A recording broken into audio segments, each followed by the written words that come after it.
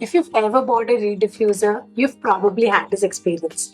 Day one, the entire room smells amazing. The fragrance fills the entire room and it smells luxurious. But after a few days, when you enter into the same room, it disappears. You can barely smell anything. And you start to question yourself, what went wrong? Well, technically, the fragrance oil is still inside of the bottle and the reeds are still standing. So why did the fragrance disappear? Let's understand that. And see, before I start pinpointing at to what went wrong, I want to help you understand how a reed diffuser actually works, what it is made up of, and how to actually use them in the best of its capabilities so you have a great experience overall. And if you do not know me, my name is Sonal and I'm the founder of SOSA Home and Body. So let's begin with today's video. So see, in the essence of it, a reed diffuser is a really simple and brilliant fragrance system, and it really works without any kind of sunlight, heat, electricity. It is a passive fragrance system which helps in making any of your rooms or any of your space smell really, really fragrant and really, really nicer.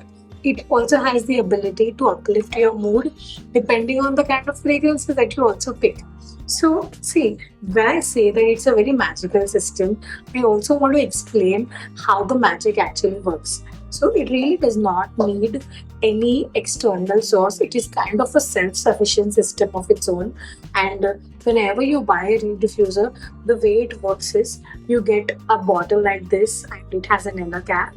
What you have to do is you remove the inner cap, you remove the collar, and then you place the reeds inside of it. Once you place the reeds inside of it, they look something like this. Okay, so the way it works is these reeds, they work on a system called as capillary action. Now, what on earth is capillary action? Capillary means there are small noses. Okay, think of it like very small noses that are there on these reeds, and these noses, they absorb all the fragrance, and when we invert the fragrance or when we invert the reed sticks, those fragrances will start spreading into your atmosphere. So let me give you a practical demo of how it actually works. So this is my reed diffuser, and what I'm going to do is I'm just going to gently swish it. Okay, there's really no recipe to this. Okay, you just want to gently swish this and then you want to invert it. Okay, so now once you've inverted it, you place them back again. Now that you see the reed or the part of the reed stick that had absorbed all the juice is now on the top. So what we do is we start to slowly spread it. Okay, and see, whenever you do that, please make sure to wash your hands. Otherwise, you're just going to constantly smell the fragrance onto your hands. Okay. So now once you've done this, the reeds will start spreading the fragrance inside of your atmosphere. And this is part one. Now, see, this is basically how a reed diffuser works. Okay. Once you do this, you are going to experience a really nice kind of an environment. You are going to smell great fragrances. All the good things are there. But now let's try and dissect this one by one so you understand where the problem could be. And I'm also going to work on explaining you certain possibilities that also could or may occur. Okay. So the first thing is like this is basic or this is very big villain that nobody speaks about, and that is the solvent system. So see, whenever you're using a reed diffuser, it's basically made up of solvents and fragrance oils. And whenever these commercial reed diffusers are made, they use very harsh solvents. And these solvents are basically made up of allergens. What these allergens do is they pollute your environment, but they also cause you harm. And now, whenever you open a reed diffuser, you are going to smell this instant chemical blast, and it's going to be very, very overwhelming for you. How does your body tell you that it's very overwhelming? It will start, feeling stuffy to you. You are going to start feeling like, okay, it's a lot for me, and then you're going to reach out to open all the doors and the windows. And over a period of time, you're also going to get headaches. Insensitive people, they have also noticed that they start getting throat irritation. They also start having watery eyes. So All these things are as a result of harsh solvents that are used. Now, let me actually tell you what a harsh solvent is as well and how does it work. So see, what they do is they are only there for that initial scent blast and they are only there to announce their presence, and they will start disappearing really, really fast. And then what you notice is that the reed diffuser barely smells. You will actually notice that even if you've not inverted the reeds, the liquid is disappearing really, really fast. And that's a sign of a very harsh solvent inside of your reed diffuser. Now, this is part one. So, when we formulate our reed diffusers, we always make sure that we use eco bases which are not harsh, which are not overwhelming, and which are not going to cause you any kind of allergies or any kind of sensitization as well. It should feel pleasant to live in and not really overwhelming. So that's one part that you always must look at. I see every one of us, we look at the price tags, we look at the MRPs when we are buying things. It's also more important that we look at the ingredients that these are made up of, because it's going to help us make the right choices.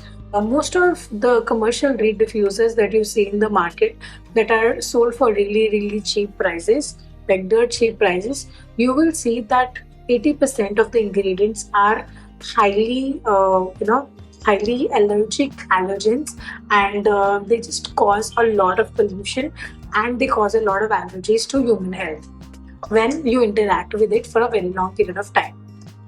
Now, this is the first part. Now, let us talk about capillary action in itself. So, see what happens is capillary action works really, really well when your reeds do not clog. So, reeds are also made up of two types. When you're using reeds that are made of rattan sticks, that look like a wood, then they are prone to clogging after 1 to 2 weeks. And the max that you can do is, or you will have to do is, you will have to keep changing your reeds over a period of time. But what we do is, whenever when we are making reed diffusers for our business, we make sure that we use fiber reeds such as these ones, because these fiber reeds have smaller capillaries and they do not clog. The first formulation that I made took me over 13 months to complete, and over the 13 months I was able to use the same reed sticks and they never ever clogged, because they are made up of tiny fibers and they perform really, really well. So that's another reason why your reed diffuser may not be smelling, is because maybe the reeds are clogged. Okay, now let's talk about concentration. This is one of my major uh, interest areas, is because this is really what decides how long a reed diffuser would work in your home and how often you would have to replace it as well. So when I formulated my reed diffuser, I had 2 to 3 major goals. It should not contain any kind of harsh solvents, and my customer should be able to use it for a very, very long period of time. And that is where your mass market reed diffusers usually fail. So what happens is, if your reed diffuser has very less concentration of fragrance oil, then it's not going to smell for a very long time and it's going to disappear really, really fast. Versus if your reed diffuser contains a high concentration of fragrance oil, then it is going to smell farther as well as for a long period of time. So whenever we are making reed diffusers for our brand, we ensure to put the maximum amount of fragrance oil, which is around 30%, and this helps us achieve two major goals. First is our longevity increases and our projection increases as well. Now, when I'm talking about projection, what does projection mean? Projection means that, see, if I'm using this reed diffuser, how long does the fragrance travel? Okay. If I live in a 1 BHK apartment and if I want to use this reed diffuser in my living room, it's a perfect one for me. If I want to use it in my bedroom, it's also a perfect one for me. But if I live in a villa, or if I'm using this in a bigger office, then I might need a bigger size, because a bigger room would need a bigger fragrance as well, or higher fragrance as well. So Hence, the concentration of fragrances, the quality of fragrances, and the size also kind of matters. So the smaller the room, the projection will be higher, and you just need like a small reed diffuser, a standard reed diffuser, and it's going to work beautifully. But if you're using the same thing in a very larger room, then you might need a bigger size. Okay. Now let's also talk about longevity. See, longevity is directly proportional to the amount of times you're inverting your reeds. Okay, so on a normal day basis, if you prefer to have a really nice heavily scented environment, then I would suggest that you invert your reeds every 3 to 5 days. Okay, that is a standard. For people who enjoy mild fragrances and who do not want a very strong fragrance as well, then they must consider inverting their reeds every 7 days. And when you do that, you are going to make sure that the reed diffusers are going to last you a minimum of 2 months. So for example, this is a 50-gram reed diffuser that we are using, and we have been able to finish it only till the 50% mark, and that's because we really enjoy a pleasant environment, and we invert the reeds only after a week. So it's almost been a complete month ever since we've been using it, and every week that we keep inverting it, a little bit of the fragrance gets occur, a little bit of the fragrance get utilized, and over a period of time it will start reducing. But like I said, because our fragrance concentrations are really high, they will last you a very long time. So more or less, I'm just going to try and summarize these things first. So the kind of solvents that are used, okay, if they contain allergens, then they are going to disappear very fast. They are going to give you an initial chemical blast, but after that it's just a dead piece that's lying there, and it's not going to smell really good. The amount of fragrance oils that is also there in the diffuser will also decide how farther it will travel and how long it will continue to smell.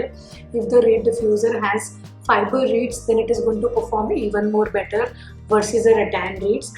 And again, this is where the most interesting part is. See, there are certain things that happen but we don't kind of realize it. So what happens is, for example, your brain wants to make sure that it makes the best use of its time.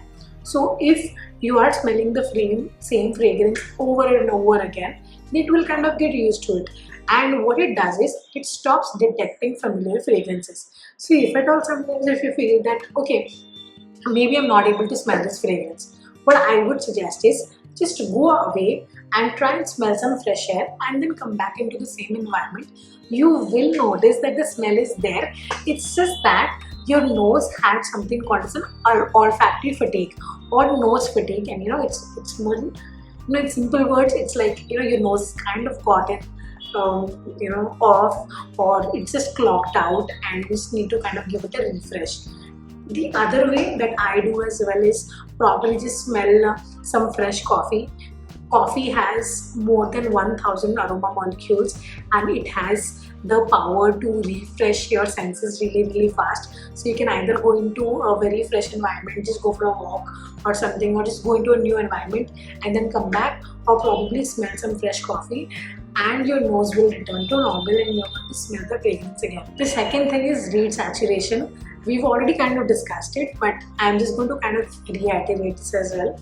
You want to make sure that your reeds are inverted every week at least, so that they're not saturated and so that they continue to spread the fragrance as well. So make sure that you invert your reeds, okay? The last but not the least is that where you place your reed diffusers will also have a great impact. So for example, I'm using a reed diffuser in my bedroom. So I'm going to place it in a way where I can feel that there is some kind of a new air that keeps coming, or there is some kind of an air movement. And the best way or the best place to place it is near the bedside table, which is adjacent to my bedroom. what it will do is whenever someone walks in or goes out, there is going to be this constant airflow and it's going to really work well. For you, if you're using it in your living room, then some place near your doorways will work really well. You should avoid using your diffuser right under the fan or right under the AC, is because the fragrance molecules will start evaporating very faster, and then you're not going to be enjoying your diffuser as much as you want. What you must also do is you must not place your diffuser near the windows, otherwise it's just going to go outside of your windows, and then again you're not going to have a great experience using them. And yeah, so these are a few ways where you can kind of optimize the way you place your diffusers, and it's going to work out really well for you. See, there are certain places or there are certain homes that are larger than the normal homes. So I live in Mumbai and my house is like really tiny. And if you live in Mumbai, you will probably know. So for a house like Mumbai, a 50 ml reed diffuser is beautiful.